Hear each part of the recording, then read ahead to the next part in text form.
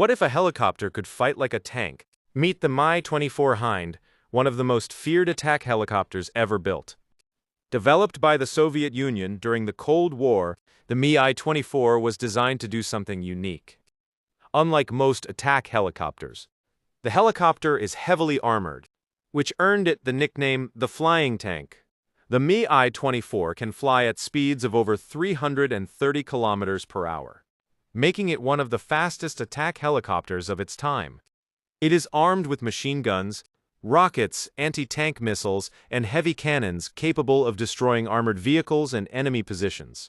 The helicopter first gained worldwide attention during the Soviet-Afghan War, where its firepower made it a feared weapon on the battlefield. Over the years, the Mi-24 has served in dozens of countries and participated in conflicts across Europe, Asia, Africa, and the Middle East. Strong, fast, and heavily armed, the Mi-24 has become one of the most iconic military helicopters in history.